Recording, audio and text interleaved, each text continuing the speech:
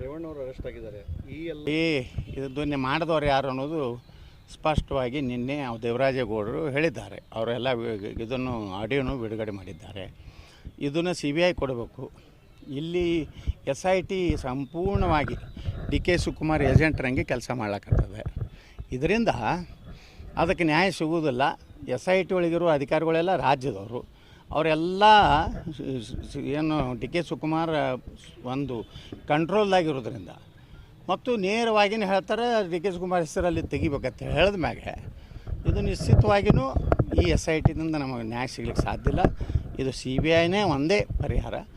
ಅದು ಕೊಡುವುದಿಲ್ಲ ಅಂದರೆ ಅರ್ಥ ಇದನ್ನೇ ಇವರೇ ಮಾಡಿಸಿದ್ದಂಥದ್ದು. ನಾನು ಮೊದಲೇ ಹೇಳಿದ್ದೆ, ಈ ಫ್ಯಾಕ್ಟ್ರಿನೇ ಈಗ ಒಂದು ಓಪನ್ ಆಗಿದೆ, ಇನ್ನೊಂದು ಓಪನ್ ಕೆಲವೊಂದು ದಿವಸನಾಗ ಆಗ್ತದೆ. BJP 14 ನಮ್ಮ ಲೋಕಸಭೆ BJP ಅದಾವು, ಅಲ್ಲೇನು JDSನವ್ರು ಯಾವೂ ಇಲ್ಲ.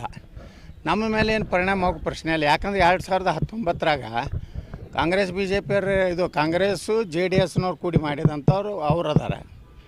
ಅವರು ಏನು ಇವತ್ತು ಮೊನ್ನೆ 24 ತಾಸಿನಾಗ ಆಗಿದ್ದಲ್ಲ, ಅದು 2019ರಿಂದ ಏನಾಗಿದೆ ಅದಕ್ಕೆಲ್ಲ ಕಾಂಗ್ರೆಸ್ಸೇ ಜವಾಬ್ದಾರಿ. ಉತ್ತರ ಕರ್ನಾಟಕದ 14 ಲೋಕಸಭಾ ಚುನಾವಣೆ ಮತದಾನ ನಡೀತಾ ಇದೆ. ನಾನು ಇಲ್ಲಿ ಮತದಾನ ಮಾಡಲಿಕ್ಕೆ ಬಂದಾಗ ನಮ್ಮ ಕುಟುಂಬದ ಜೊತೆಗೆ ಭಾಳಷ್ಟು ಜನ ಭಾಳ ಉತ್ಸುಕತೆಯಿಂದ ವಿಜಯಪುರ ನಗರದಲ್ಲಿ ಜನ ಸ್ವಯಂ ಪ್ರೇರಿತರಾಗಿ ಸಾಲುಗಟ್ಟಲೆ ತಾಸುಗಟ್ಟಲೆ ನಿಂತು ಮತದಾನ ಮಾಡ್ತಾಯಿದ್ದಾರೆ. ನಾ ಎಲ್ಲ 14 ಲೋಕಸಭಾ ಕ್ಷೇತ್ರದ ಮತದಾರರಲ್ಲಿ ವಿನಂತಿ ಮಾಡ್ಕೋದೇನೆಂದರೆ, ತಾವು ಬೇಗ ಬಂದು ಮತದಾನ ಮಾಡಿ ಹೆಚ್ಚು ಪ್ರತಿಶತ ಮತದಾನ ಮಾಡಿದ್ರೆ ನಮ್ಮದು ಹೆಚ್ಚು ದೇಶ ಸುರಕ್ಷಿತ ಆಗ್ತದೆ.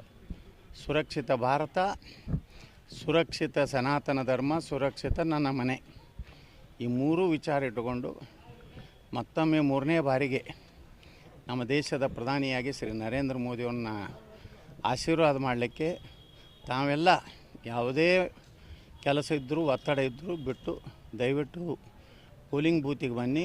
ನಿಮ್ಮ ಅಮೂಲ್ಯವಾದಂಥ ಮತವನ್ನು ಹಾಕೋದ್ರ ಮೂಲಕ ನಮ್ಮ ದೇಶವನ್ನು, ನಮ್ಮ ಸನಾತನ ಧರ್ಮವನ್ನು, ನಮ್ಮ ಮನೆಯನ್ನು ಉಳಿಸೋಲಿಕ್ಕೆ ತಾವೆಲ್ಲ ಇದೊಂದು ಅಮೂಲ್ಯ ಅವಕಾಶ.